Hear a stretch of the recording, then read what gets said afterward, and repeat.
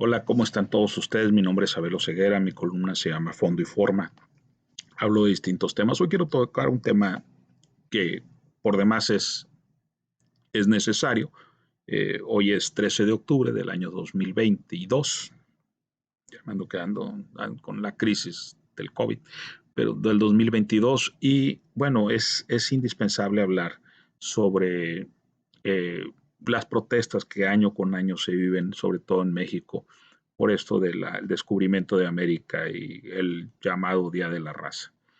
Este, Primero hay que entender que si bien Cristóbal Colón no fue el primer europeo en pisar tierras americanas, porque ahí están los vestigios en el nororiente de Canadá, en los territorios canadienses, de asentamientos que está probado que eran de daneses o vikingos, y que bueno, serían los primeros europeos en pisar tierras americanas, aunque eh, este Marco Polo narraba en sus escritos, en sus crónicas, que en algunos pueblos chinos de las costas y mongoles hablaban de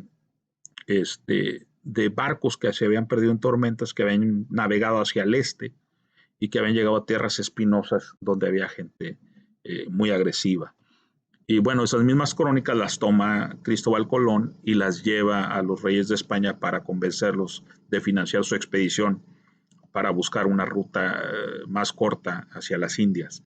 Y bueno, ahí se topó con un continente a medio camino, un continente enorme y además muy rico. Y que bueno, y que a partir de ahí se da lo que conocemos hoy como conquista de los pueblos originarios de aquí. Y que bueno, eso es por lo que protestan. Sin embargo, hay que entender una cosa. Miren, nosotros, para empezar, no existen las razas humanas. O sea, hay una sola raza, según los científicos. Esa misma raza tiene características físicas, genéticas diferentes, de acuerdo a las zonas donde se aislaron para poder sobrevivir mejor al entorno climático o el entorno geológico donde se desarrollaron estos seres humanos primitivos, y que eso nos hace de diferente piel, de diferente color de ojos, de diferente color de cabello, textura de cabello, pero somos una sola raza. Diciendo esto, bueno, pues lo que nos queda son diferentes características. Ahora bien, estas protestas que se dan normalmente se dan por una victimización de los pueblos indígenas. Hay que recordar y conocer bien nuestra historia para saber que cuando Hernán Cortés llegó a América, a lo que hoy es México, a Mesoamérica, y fue recibido llegó primero al área de Veracruz, donde quemó los barcos, etcétera, etcétera. Venía acompañado aproximadamente de unos 300 hombres, y cuando fue recibido por Moctezuma, el güey Tlatoani de los mexicas en la Gran Tenochtitlan, hay crónicas que la gente se molestó porque Moctezuma lo recibió descalzo, sin sandalias, lo cual para ellos era una humillación. Después, algunos dicen que Moctezuma murió apedreado o asesinado por el mismo pueblo por sentirse traicionados y entregado a los españoles. Cuitláhuac expulsa de Tenochtitlan, vence a Hernán Cortés, lo expulsa de Tenochtitlan. Recordemos la noche el árbol de la noche triste, el, donde se narra que Hernán Cortés lloró. Y luego Hernán Cortés se rehizo, se sumó a los tezcaltecas, que siempre habían sido enemigos naturales de los mexicas, y retomaron la Gran Tenochtitlan para fundar lo que hoy es la Ciudad de México. Entonces, ¿qué somos? Esa es la pregunta. ¿Qué somos? Pues somos una amalgama cultural, somos una amalgama genética de esos pueblos originales y de los españoles, la mayoría, pero también tenemos algunos sangre francesa, italiana, alemana, oriental, africana. Miren, eso somos y eso hay que entenderlo. Este mismo columna está siendo plasmada en castellano. eh, Nuestra forma de conducirnos, nuestra forma de expresarnos, pues es esta amalgama.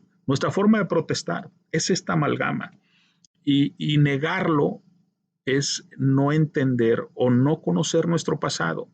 Y siempre lo he dicho, tenemos que conocer nuestro pasado, entender nuestro presente para construir un mejor futuro. Entonces, en este caso, yo sí no voy en quedarnos victimizándonos de un pasado por hechos atribuidos a gente que ya probablemente ni sus huesos quedan. ¿Sí? Decía un historiador de nuestros hermanos norteamericanos, decía que la diferencia era cultural, que en Norteamérica habían llegado los anglosajones a colonizar y a México llegaron los españoles a conquistar. Sin embargo, hay una enorme diferencia. Miren, allá se vive apenas hasta el año 2000, hace unos años, llegó un afroamericano al poder en los Estados Unidos, que fue el presidente Barack Obama. ¿Sí? Sin embargo, en México ya tuvimos un presidente afroamericano desde el siglo XIX, que fue Vicente Guerrero. Hemos tenido presidentes con sangre indígena como Benito Juárez o Porfirio Díaz y otros tantos que son una amalgama o que son una parte de esta homogenización que se dio racial, valga que no es racial, o decimos genética, o característica física, en el pasado en México. En México, en realidad, lo que sufrimos, y eso es grave, y eso sí hay que componer, es un terrible clasismo. Sí, yo me molesta muchísimo, muchísimo cuando oigo a mucha gente decir que los indios o los pobres son pobres por flojos, porque no trabajan o no quieren trabajar. Eso es una enorme mentira, ¿sí? Y a mí me parece detestable ese tipo de comentarios. Nosotros tenemos un clasismo y tenemos un problema muy, muy serio de clasismo social. Eso es lo que verdaderamente debemos de luchar. Contra eso es contra lo que debemos de protestar.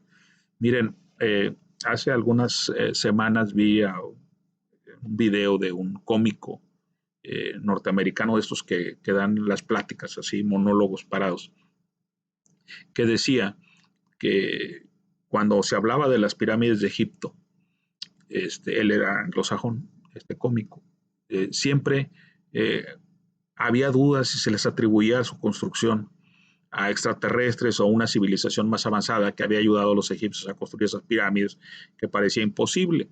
Dice, pero cuando hablamos de las pirámides que hay en México, no hay absolutamente ninguna duda que fue hecha por mexicanos. Así lo dice. ¿Por qué? Porque son trabajadores. Dice, ellos te pueden estar construyendo una pirámide al mismo tiempo que te están armando una quinceañera. Dice, y con esa alegría que los caracteriza y con ese tesón y con esa gran inteligencia que tienen para trabajar. Eso no lo reconocen, eso es lo que somos, de eso debemos sentirnos orgullosos, ¿sí? Y luchar contra ese clasismo, contra ese sí hay que protestar, no contra lo que hicieron los españoles, que son nuestros antepasados, hace miles de años, ¿sí? Sí hay que recordarlo, pero hoy nuestra cultura, nuestra comida, nuestra religión, nuestro arte, todo esto es parte de esa unión cultural que se dio y que plasmó muy bien González Camarena en su obra, eh, donde está el español sobre el caballo atravesando con su espada al guerrero azteca y mientras este a su vez lo atraviesa con su lanza y uniéndose esa sangre. Eso somos y de eso tenemos que estar muy orgullosos y sobre todo dejar de victimizarnos, dejar de pensar que todo lo malo que pasa en México es por nuestro pasado. No, todo lo malo que pasa en México es porque hemos descuidado, ¿sí?, nuestra identidad y hemos privilegiado el clasismo sobre lo racial. O sea, eso no hay que perderlo de vista. No hay una división. Sí, los pobres odian a los ricos detestan a los pobres y la clase media está atrapada ahí tratando de no caer en la pobreza y sin acceso a la riqueza. Contra eso es contra lo que hay que luchar. tenemos que construir un país, una región fuerte. Hoy sufrimos terriblemente un problema de seguridad, donde, bueno, pues somos víctimas de nuestra propia negligencia social. Eso somos. ¿Sí? Nos abandonamos, dejamos nuestros sectores productivos para volvernos, en lugar de tener fábricas y tener productores, tenemos maquiladoras. Y las consecuencias de abandonar ese orgullo productor mexicano, la consecuencia de arrojarnos a los mercados internacionales y regalar nuestro mercado, pues ha acabado con las fábricas de pantalones, fábricas de zapatos, todo. Presumimos una industria automotriz que no es nuestra. No aportamos tecnología, no aportamos bienes de capital. Lo único que nos hemos convertido es en un estado maquilador que no, que no genera oportunidades de nuevos negocios y nuevas empresas a las nuevas generaciones, y el resultado está ahí, una creciente pobreza, una disminución en las oportunidades. Y contra eso sí hay que protestar. Hay que identificarnos, sí hay que conocer nuestro pasado, sí hay que entender en dónde estamos parados, pero también tenemos que pensar en el futuro y dejarnos de victimizar. ¿Sí? Les agradezco mucho su atención. Estoy a sus órdenes. Mi nombre, como ya lo dije, es Abel Oseguera. Mi columna es Fondo y Forma. Y espero sus comentarios. Suscríbanse, por favor. Y espero sus comentarios. Me gusta siempre responder sus opiniones. ¿Sí? Que tengan un muy buen día, muy buen fin de semana, si es así, cuando vean este video. Y les agradezco su atención.